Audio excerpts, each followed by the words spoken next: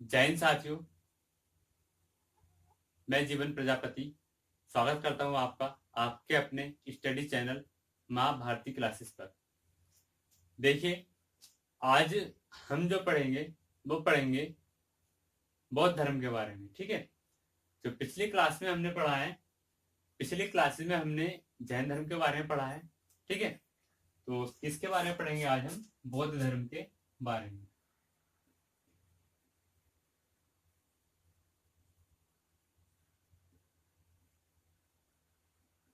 बौद्ध धर्म, देखिए, सबसे पहली बात तो यह आती है कि ये जो बौद्ध धर्म में जैन धर्म की जो शुरुआत हुई थी वो किस लिए हुई थी, या इनको शुरू करने के पीछे क्या मोटिव रहा होगा।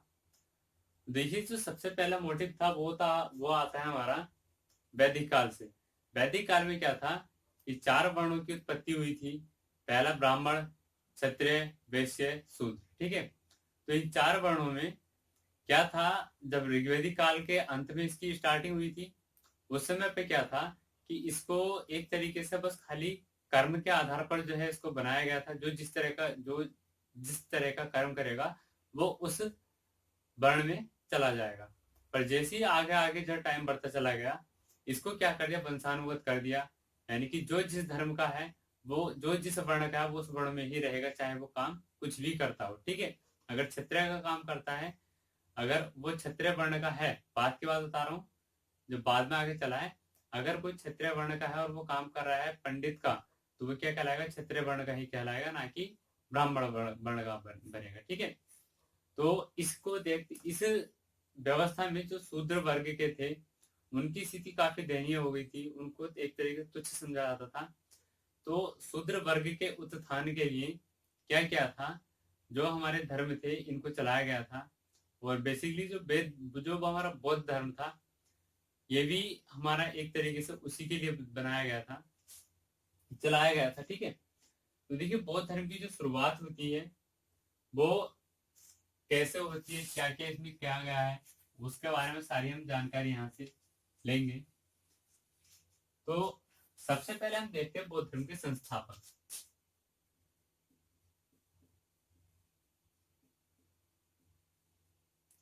बौद्ध धर्म के संस्थापक हैं हमारे गौतम, या फिर क्या कह सकते हैं, उनको बुद्ध कह सकते हैं, महात्मा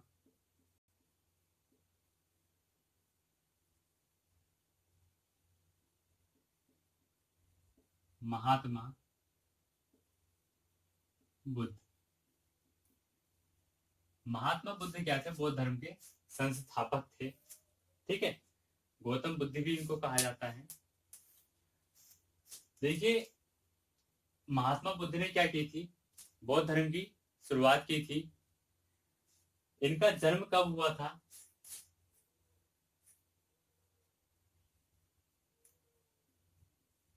जो महात्मा बुद्ध का जन्म हुआ था वो हुआ था 563 ईसा पूर्व में।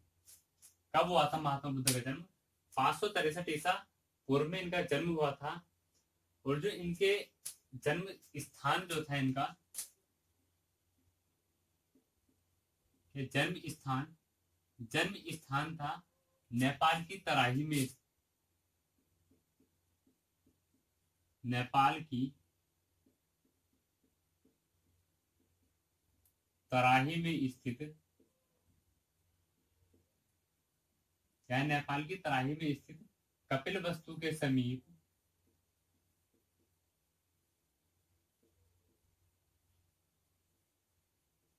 कपिल वस्तु के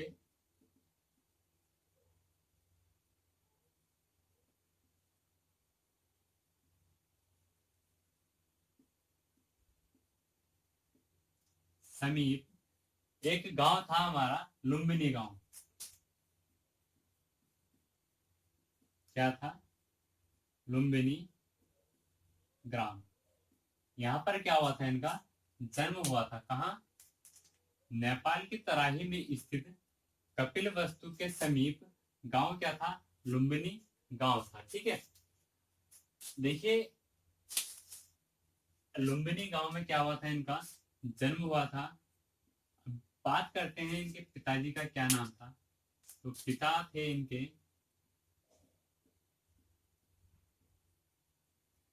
पिता का नाम था इनके शुद्धोधन।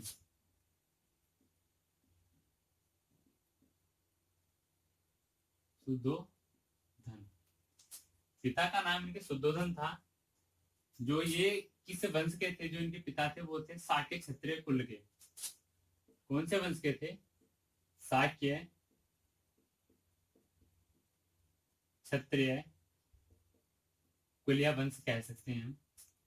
क्या है कि महात्मा बुद्ध जो है वो बौद्ध धर्म के संस्थापक हैं। जन्म इनका हुआ था 563 ईसा पूर्व में। जन्म का जो स्थान है वो है नेपाल की तराई में स्थित कपिल वस्तु के समीप लुम्बिनी ग्राम में इनका जन्म हुआ था। आगे बात आती है इनके पिता की। पिता जो है इनके पिता का नाम है शुद्धोधन, और ये किस वंश से थे? ये थे शाक्य क्षत्रिय वंश से या कुल से। ठीक है। माता का नाम था इनकी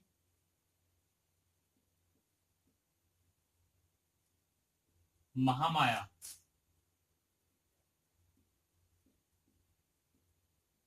माता का नाम क्या था इनकी? महामाया इनकी माता का नाम था।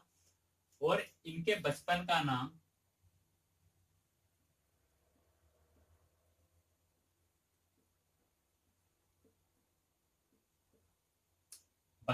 था इनके सिद्धार्थ।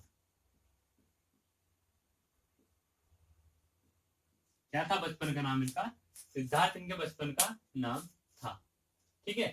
तो देखिए, अभी संस्थापक हैं, जन्म कब हुआ है, स्थान क्या था जन्म का, पिता क्या नाम क्या था, माता का नाम क्या था, महामाया था, और इनके बचपन का नाम क्या था, सिद्धार्थ था। ठीक है। आगे देखिए, इनके बारे में थोड़ी सी जानकारी हमें ये मिलती है कि इनकी जन्म के कुछ समय पश्चात इनकी माता की क्या हो चुकी थी, मृत्यु हो गई थी।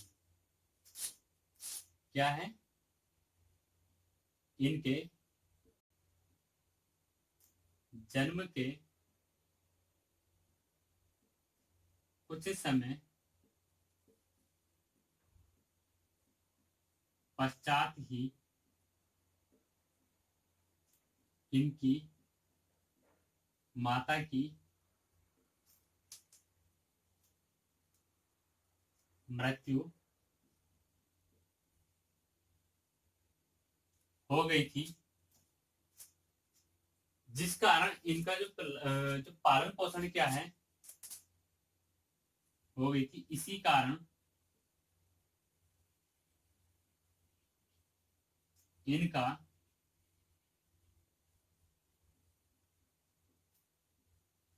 पालन पोषण किसने किया है? इनकी मौसी थी,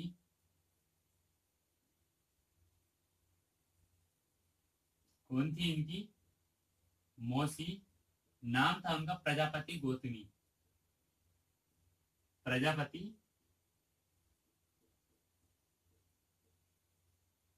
गौतमी क्या था इनकी मौसी का नाम था। देखिए, जन्म के कुछ समय पश्चात इनकी माता जी की क्या हो जाती है, डेथ हो जाती है। उसके बाद इनको जो पालन पोषण का जो काम किया था वो किसने किया था? इनकी मौसी ने। और मौसी का नाम क्या था इनकी? प्रजापति गौतमी। क्या था इनकी मौसी का नाम? प्रजापति गौतमी। यहीं से इनका नाम जो गौतम भी पड़ा है। कहां से? यहां से ही क्या कह सकते हैं, इस जो गौतमी वर्ड है इसी से इनका नाम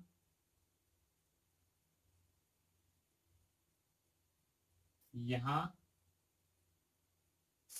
क्या कह सकते हैं, गौतमी जो थी इनकी मौसी थी प्रजापति गौतमी, उनके पालन पोषण के कारण ही क्या पड़ा है, इनका नाम गौतम बुद्ध भी पड़ा है। ठीक है। आगे देखते हैं।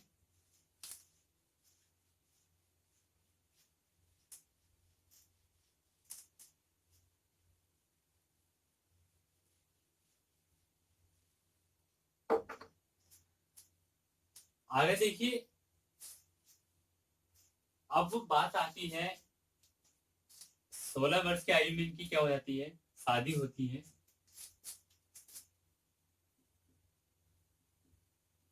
शादी होती है इनकी 16 वर्ष की आयु में। ठीक है। 16 वर्ष की आयु में शादी हो जाती है। और पत्नी का जो नाम था इनकी,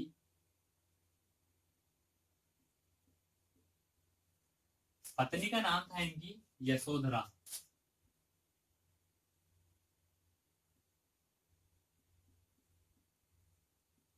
यशोधरा, या फिर कहीं कहीं देखने के लिए मिलता है हमें यशोदा। ठीक है, पत्नी का नाम यशोधरा भी बोल सकते हैं, या फिर कहीं कहीं क्या देखने के लिए मिलता है यशोधरा, देखने के लिए यशोदा या यशोधरा दोनों में से कुछ ही देखने के लिए मिल सकता है। आगे देखिए, इनका एक पुत्र था, पुत्र का नाम था इनके राहुल। क्या था? राहुल क्या था इनके पुत्र का नाम था। अभी यहाँ तक क्या था इनका, एक तरीके से क्या कह सकते हैं, यहाँ तक जो चला था अब तक, जब तक इनका पुत्र हुआ था, एक इनका राजनीतिक या फिर राजनीतिक जो जीवन इन्होंने व्यतीत किया था एक राजकुमार की तरह, क्योंकि एक राजा के बेटे थे, तो फर्ज बनता है कि हाँ एक राजकुमार की तरह जीवन व्यतीत करना है। उसके बाद इनको हमेशा एक बात चुभती थी, अगर ये कभी भी किसी दुखी व्यक्ति को देख लेते थे, किसी भी तरीके का दुख हो किसी भी व्यक्ति को, अगर ये उसको देख लेते थे तो ये चिंतन में पड़ जाते थे।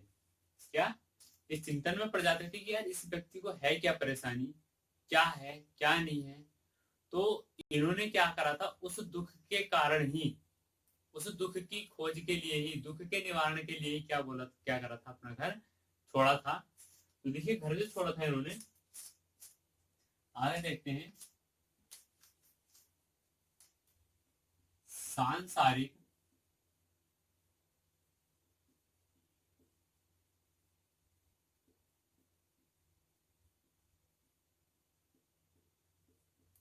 दुखों से द्रवित होकर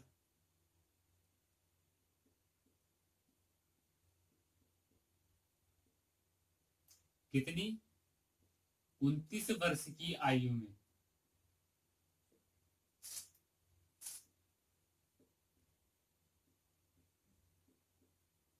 29 वर्ष की आयु में दुखों के निवारण के लिए, इसके दुखों के निवारण के लिए या फिर दुखों के निवारण की खोज के लिए, दुखों के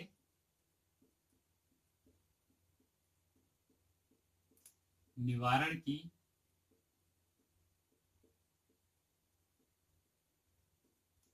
खोज के लिए इन्होंने क्या कर दिया था, अपना ग्रह या घर छोड़ दिया था। के लिए इन्होंने अपना ग्रह त्याग यानी कि घर छोड़ दिया, ग्रह त्याग दिया। क्या है कि दुखों जो है इनसे किसी के देखे नहीं जाते थे, दुख इनसे किसी के देखे नहीं जाते थे। अगर ये किसी दुखी व्यक्ति को देख लेते थे तो वहां पर इनके मन में एक सवाल उत्पन्न होता था कि यार इसको क्या परेशानी है। दुख नाम की चीज से जो है एक तरीके से परिचित नहीं थे, जब तक कि अपने एक जो है युवराज के या फिर एक जो है राजकुमार की तरह रहे हैं, तब तक ये दुख नाम के किसी भी चीज से शब्द से परिचित नहीं थे।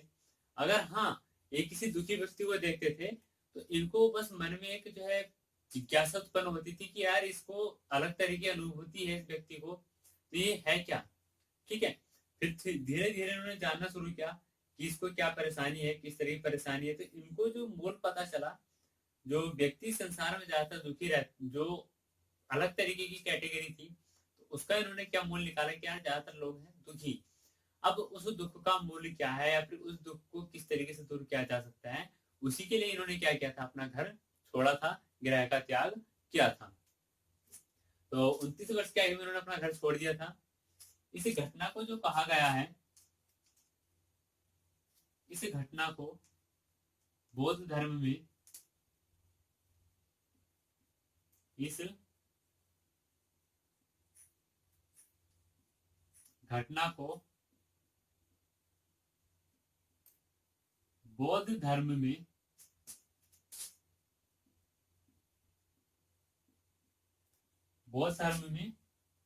महाभिनिष्क्रमण के नाम से जाना जाता है। किस नाम से? महाभिनिष्क्रमण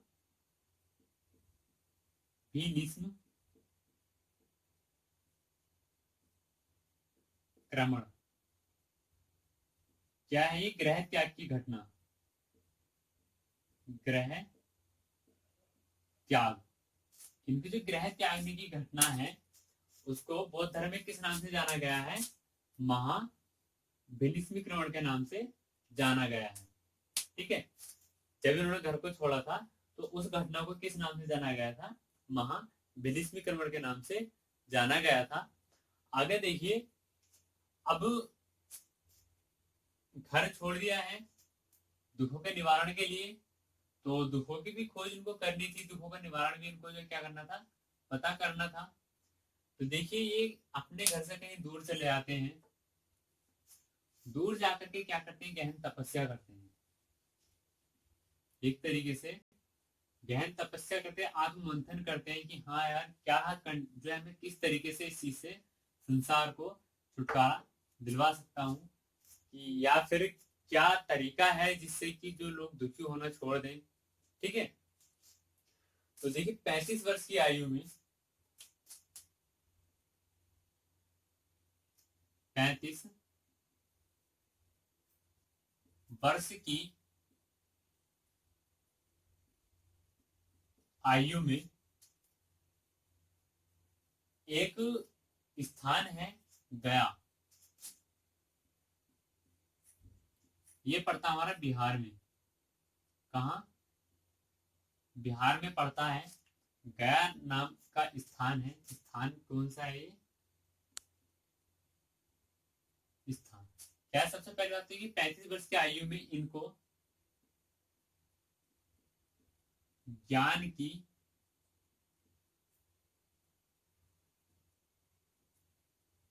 प्राप्ति हुई। देखिए, ग्रह कब छोड़ा था उन्होंने? ग्रह त्याग कब किया था? 29 वर्ष की आयु में।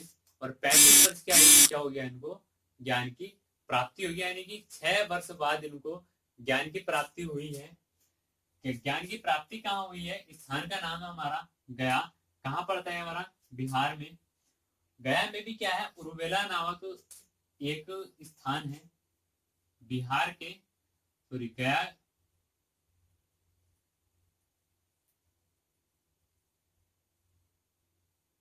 स्थान है उरुवेला। कहाँ है ये? गया में। गया कहाँ, कौन से राज्य में पड़ता है? बिहार में। ठीक है, गया नामक स्थान है, वहां पे मान लो कोई कस्बा मान लो, या फिर कोई इस तरीके से कुछ भी मान लो, कस्बा, शहर या गांव। तो ये बड़ा है, मान लो इसको हम शहर मान सकते हैं। ठीक है, और ये छोटा है उरुवेला। उरुवेला प्रॉपर स्थान का नाम है, और ये क्या है? एक तरीके से उस जगह को इंडिकेट करने वाला स्थान है। तो क्या है? गया में उरुवेला नामक स्थान पर एक नदी थी, नदी का नाम था फाल्गु निरंजना नदी। नदी का नाम क्या था? फाल्गु या निरंजना नदी।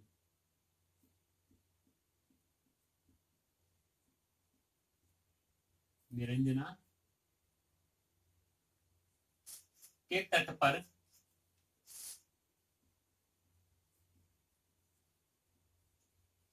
वृक्ष था हमारा पीपल वृक्ष। पीपल वृक्ष के नीचे ज्ञान की प्राप्ति हुई। क्या है कि 35 वर्ष की आयु में तो उनको ज्ञान की प्राप्ति हुई थी। ठीक है, 29 वर्ष की आयु में उन्होंने क्या छोड़ दिया था? अपना घर छोड़ दिया था। और 35 वर्ष की आयु में इनको क्या हुई थी? ज्ञान की प्राप्ति हो चुकी थी। पर स्थान क्या था? स्थान था उरुवेला। कहाँ पड़ता है? गया में। और गया किस राज्य में आता है वर्तमान में? बिहार राज्य में हमारा गया पड़ता है। ठीक है, तो वहां पर नदी थी फाल्गु, या उसको निरंजना कह सकते हैं। ये दोनों क्या नदी के नाम है। इस नदी के तट पर एक वृक्ष था पीपल वृक्ष, जिसको क्या कहा गया? बोधि वृक्ष भी इसको कहते हैं। क्या कहते हैं इसको? पीपल वृक्ष को। इसका उपनाम भी दे दिया गया है। उपनाम बोधि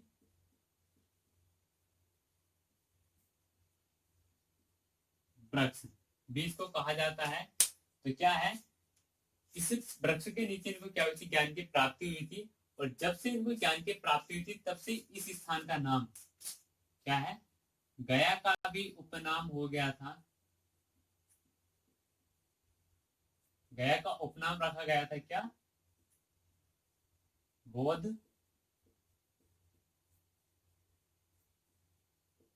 गया। ठीक है, गया का क्या नाम हो गया था तब से, जब से इनको ज्ञान की प्राप्ति हुई थी, बोध गया, गया का जो नाम हो गया था। ठीक है, अब उस दिन से ही, जिस दिन इनको ज्ञान की प्राप्ति हुई थी, ज्ञान की प्राप्ति के बाद इनको बुद्ध कहा गया। बुद्ध कहा गया कि इनको, गौतम बुद्ध को ज्ञान की प्राप्ति के बाद से इनका नाम क्या पड़ा था, बुद्ध पड़ा था। अब देखिए, ज्ञान की इनको प्राप्ति हो चुकी है, उसके बाद अब जब ज्ञान की प्राप्ति होगी तो दूसरों को जो समझाएंगे कि भाई किस तरीके से जो है संसार में रहना चाहिए, किस तरीके से हम जो है जो भी हमारा दुख है उससे हम जो है पार पा सकते हैं। तो उसके लिए इन्होंने क्या किए हैं, अपने उपदेश दिए हैं जगह जगह। तो जो सबसे पहला उपदेश था, सर्वप्रथम उपदेश,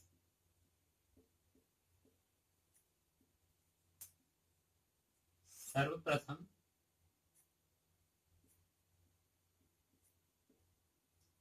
उपदेश जो दिया था इन्होंने, वो दिया था कहाँ,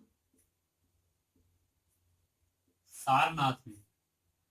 सबसे पहला उपदेश कहा है सारनाथ में। इसको एक उपनाम भी है, वो है ऋषि पत्तनम, ऋषि पत्तनम। ठीक है, सारनाथ का एक उपनाम भी है ऋषि पत्तनम। ये कहाँ पड़ता है, वाराणसी जिले में पड़ता है, यूपी के।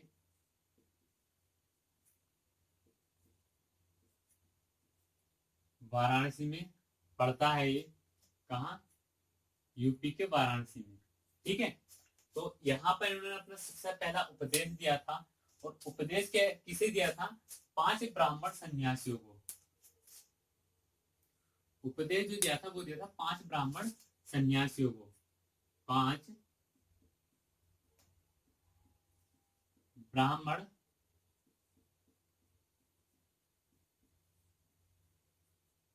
सन्यासियों को क्या दिया था इन्होंने, अपना पहला उपदेश दिया था। और इस घटना को भी एक नाम से जाना गया है। इस घटना को, इस घटना को बौद्ध धर्म में, बौद्ध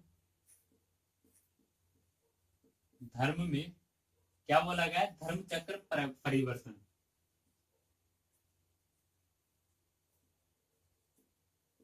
धर्म चक्र परिवर्तन किस नाम से जाना गया इस घटना को,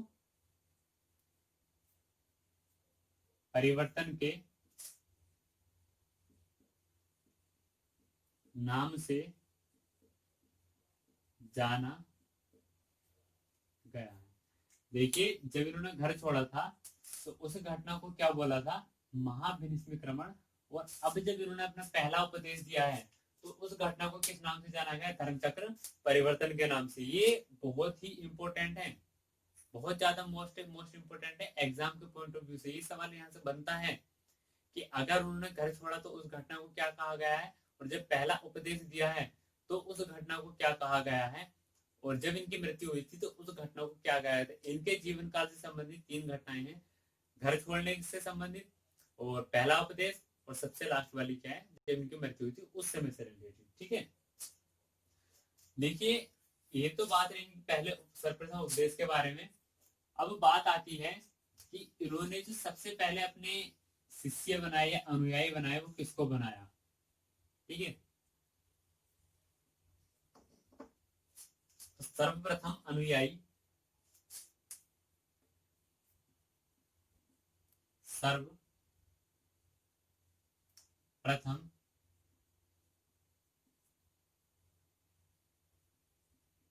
अनुयायी। तो सबसे पहला अनुयायी जो बनाया था वो बनाया था इन्होंने, दो शूद्र व्यक्ति थे, दो शूद्रों को बनाया था। पहला नाम आता है सतपस और दूसरा नाम आता है हमारा मल्लिक। पहला नाम क्या हमारा सतपस और दूसरा नाम क्या हमारा मल्लिक। इन दोनों के को क्या बनाया था उन्होंने, सबसे पहला अपना अनुयायी बनाया। ठीक है, आगे बात आती है सर्वाधिक उपदेश कहां पर दिए थे उन्होंने। तो सर्वाधिक उपदेश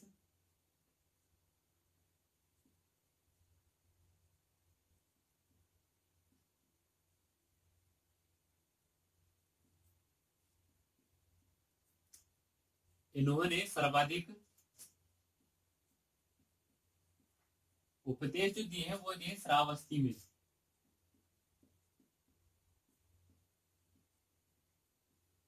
कहा दिए सर्वाधिक उपदेश?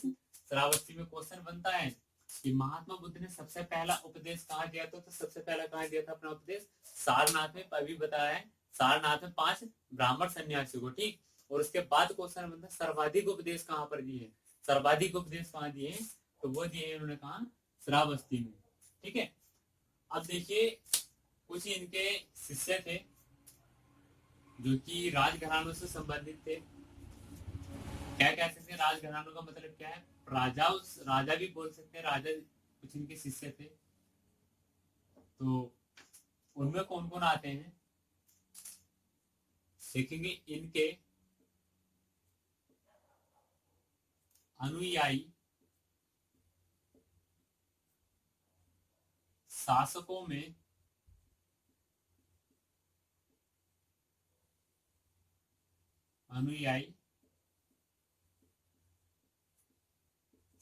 में सबसे पहला नंबर आता है बिंबिसार का। किसका? बिंबिसार। नंबर 2 पर आता हमारा प्रसेनजीत।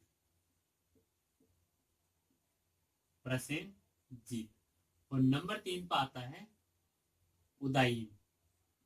कौन आता है? उदयीन। और भी हुए हैं पर उनके नाम यहाँ पर उल्लेखित नहीं है या फिर हमें उनके बारे में इतना ज्यादा वर्णन नहीं मिलता है। पर प्रमुख जो है, प्रमुख ये तीनों है। इनके अनुयायी शासक थे या फिर जो इनको मानने वाले थे, जो इनके शिष्य शासक थे, वो कौन कौन से थे? पहला नंबर आता है बिंबिसार का, दूसरा आता है प्रसेनजीत और तीसरा कौन था? उदयीन था। ठीक है, आगे देखिए। अब इनकी बात होती है मृत्यु की। इनकी मृत्यु जो हुई थी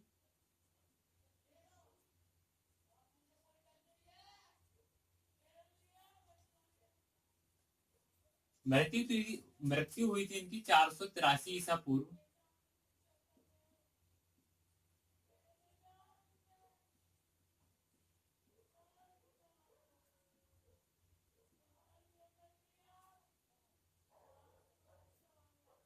चार सौ तिरासी ईसा पूर्व में 80 वर्ष की आयु में। और स्थान क्या था जहां मृत्यु हुई थी?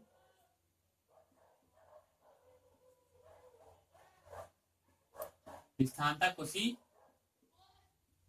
नारा, या फिर क्या बोल सकते हैं इसको? कुशीनगर भी बोल सकते हैं, कुशी नगर। ठीक है, अब देखिए इस घटना को भी एक नाम दिया गया था।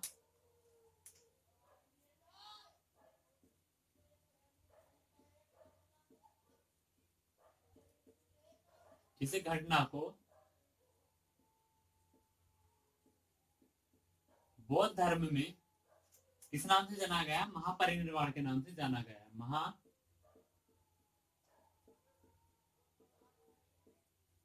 महापरिनिर्वाण के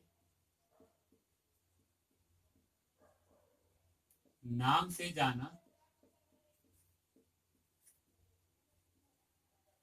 गया है। ठीक है, किस नाम से जाना गया? इनकी मृत्यु की घटना को महापरिनिर्वाण के नाम से जाना गया है। और इनका जो सबसे अंतिम उपदेश दिया था इन्होंने, क्या? सबसे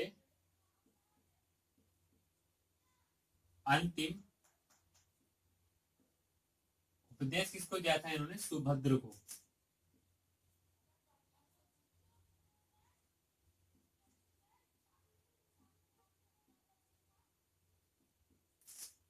सबसे अंतिम उपदेश इन्होंने दिया था, सुभद्र नामक एक व्यक्ति था जिसको उन्होंने अपना सबसे अंतिम उपदेश दिया था। आगे देखिए, आगे हम देखते हैं इनके कुछ बौद्ध धर्म के सिद्धांत थे।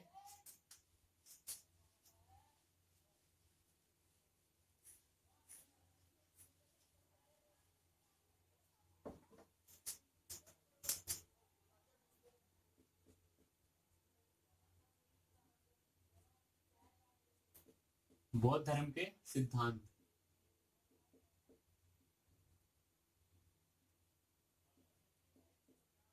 बौद्ध धर्म के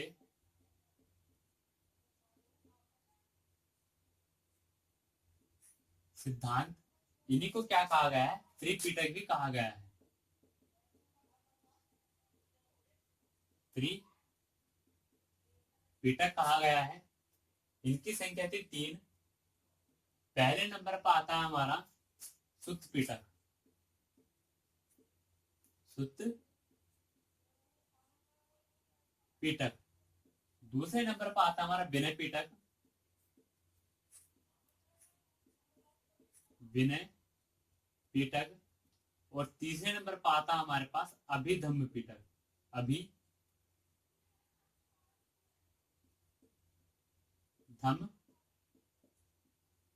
पिटक।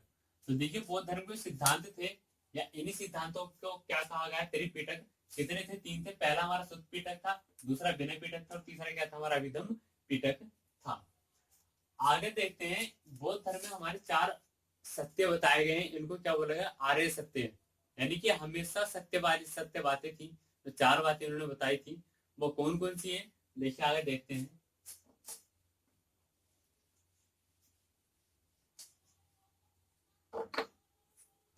देखिए, बौद्ध धर्म के 4 आर्य सत्य, या बौद्ध धर्म के 4 आर्य सत्य। पहला क्या है? पहला हमारा दुख। पहला क्या है? दुख। दूसरा दुख का कारण।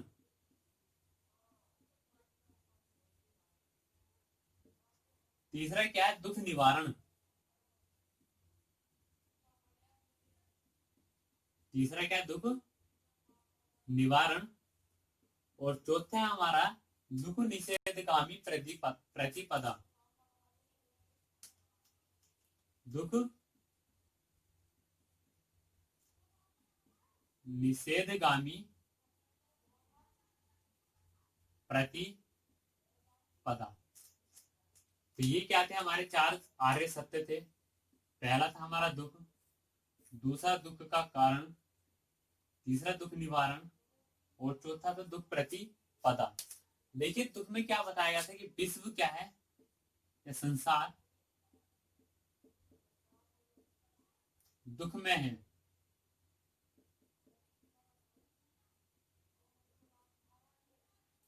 क्या कहा गया था? पहले जो पहला इनका आर्य सत्य था दुख, दुख में इन्होंने बोला है कि संसार क्या है? दुख में है। सारा संसार दुखी है, कोई यहाँ पे सुखी नहीं है। इन्होंने इस बात को बताया था। दूसरे में क्या बताया था कि तृष्णा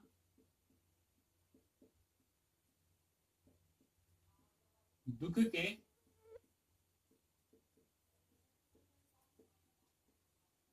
मूल में है। क्या कहा गया दूसरी बात में? तृष्णा दुख के मूल में है। दूसरी बात में क्या बोला है इन्होंने?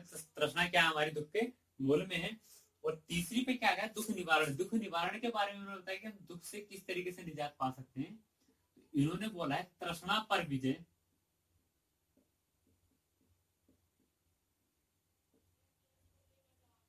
ही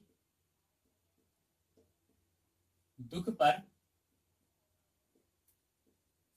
विजय पाना है।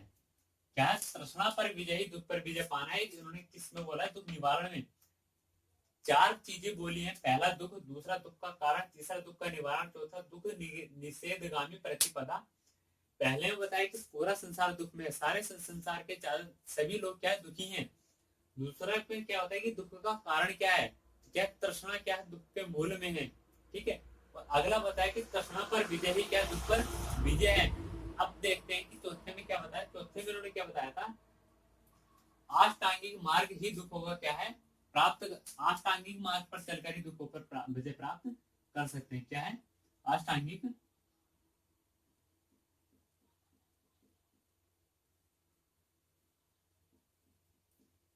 मार्ग पर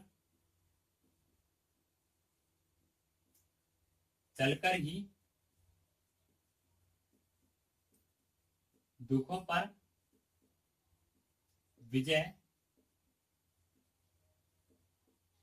प्राप्त कर सकते हैं। कर सकते हैं। तो देखिए, ये थे इनके चार आर्य सत्य। बौद्ध धर्म के चार आर्य सत्य थे। दुख, दुख का कारण, दुख निवारण और दुख निषेधगामी प्रतिपदा। अभी यहाँ पर एक जिक्र हुआ अष्टांगिक मार्ग। अष्टांगिक मार्ग क्या है? इन अष्टांगिक मार्गों में उन्होंने 8 बातें बताई गई हैं, जिन पे कि जो है अगर हम उन 8 बातों को फॉलो करेंगे या फिर उनका अनुसरण करेंगे तो क्या है? हम दुख पर विजय प्राप्त कर सकते हैं। ठीक है। तो हेडिंग डाल लीजिएगा अष्टांगिक मार्ग।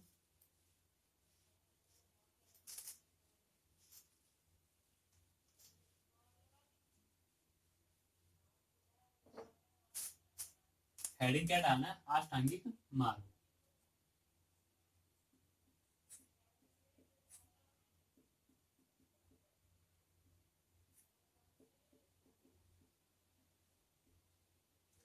अष्टांगिक मार्ग में उन्होंने 8 बातें बताई हैं। पहली बात क्या? हमारी साम्यक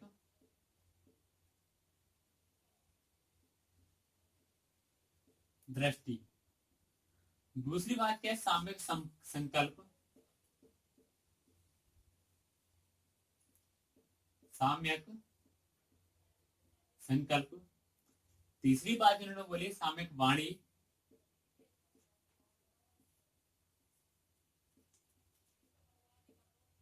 साम्यक वाणी हमारी तीसरी बात है। चौथी बात क्या बोली उन्होंने? साम्यक कर्मांत।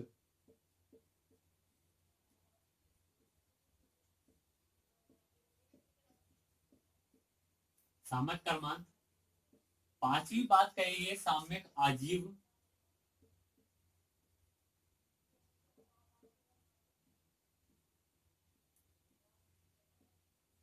पांचवी बात क्या थी? साम्यक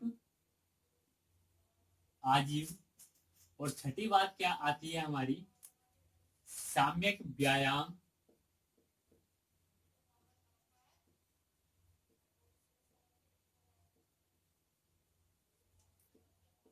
सातवीं बात में क्या आता है? साम्यक स्मृति। साम्यक स्मृति। और आठवीं बात क्या है? साम्यक समाधि। ये 8 बातें उन्होंने बताई हैं अष्टांगिक मार्ग में। ठीक है। 8 बातें किसमें बताई उन्होंने? अष्टांगिक मार्ग में बताई हैं, जिनमें से अगर हम इन 8 बातों को फॉलो करेंगे, इनका अनुसरण करेंगे तो क्या हम दुख पर विजय प्राप्त कर सकते हैं। अब देखिए, जो इसमें शुरू की जो 3 बातें थी, जो शुरू की 3 बातें हैं, इनको भी एक नाम दिया गया। इनको क्या नाम दिया गया? इनको बोला गया प्रज्ञा। इनको क्या बोला गया है? प्रज्ञा। जो अगली 2 बातें थी, इनको बोला गया है सील। इनको क्या बोला गया है? सील। और जो ये लास्ट की 3 बातें बची थी, इनको बोला गया है समाधि। इनको क्या बोला गया है? समाधि। जो अष्टांगिक मार्ग में पहले 3 मार्ग बताए हैं, साम्यक दृष्टि, साम्यक संकल्प और साम्यक वाणी, इनको क्या कहा गया है? प्रज्ञा। और उससे अगला साम्यक कर्मांत और साम्यक आजीव, इसको बोला गया है शील। और जो अगले तीन है क्या है, साम्यक व्यायाम, साम्यक स्मृति और साम्यक समाधि, इन तीनों को क्या बोला गया है, समाधि बोला गया है। ठीक है, देखिए आगे पढ़ते हैं, हमारे पास क्या आता है कि बौद्ध धर्म के त्रिरत्न।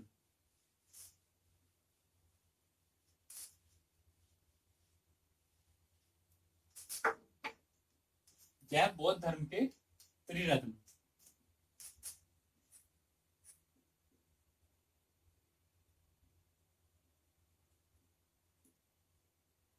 बौद्ध धर्म के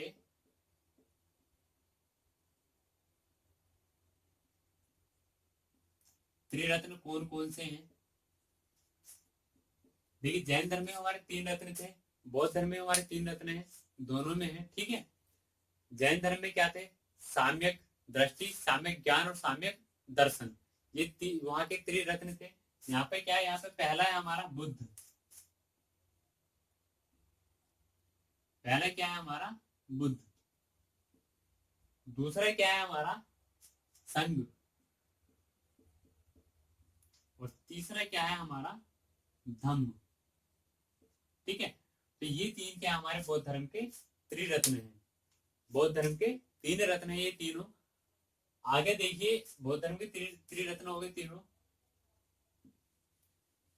आगे देखते हैं कि हमारे महात्मा बुद्ध के बारे में थोड़ी जानकारी और है। इनके बारे में कुछ तथ्य हैं जो कि अब बाद में आके बने थे। तो क्या लिखेंगे बुद्ध के बारे में,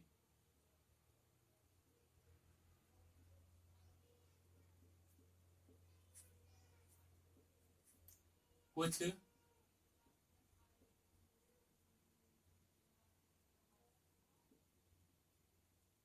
तथ्य।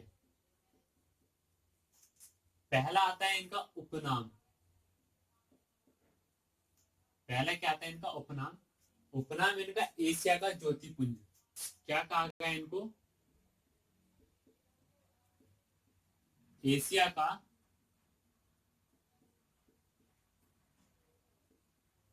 ज्योति पुंज इनको कहा गया है।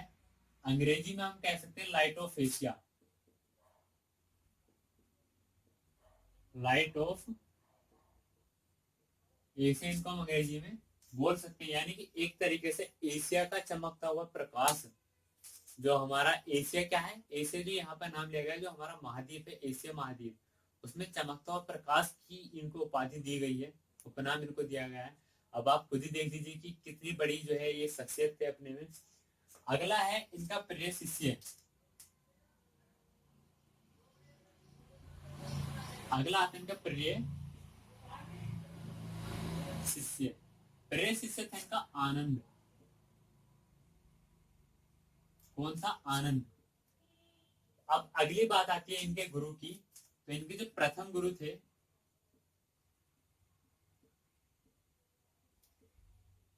प्रथम गुरु थे इनके अलार कलाम, अलार कलाम। इन्होंने जो इनको शिक्षा दी थी वो दी थी संख्या ज्ञान की। किसकी, संख्या ज्ञान की इन्होंने इनको शिक्षा दी थी। तो देखिए ये कुछ हमारे इनसे जुड़े तथ्य थे, फैक्ट्स थे। इनको क्या कहा था, एशिया का ज्योतिपुंज या फिर लाइट ऑफ एशिया। इनके प्रिय शिष्य थे आनंद, और जो प्रथम गुरु थे वो थे अलार कलाम, और अलार कलाम ने इनको शिक्षा क्या दी थी, संख्या ज्ञान की। ठीक है, तो देखिए दोस्तों आज की हम अपनी क्लास यही समाप्त करते हैं, मिलेंगे अगली क्लास में। जय हिंद।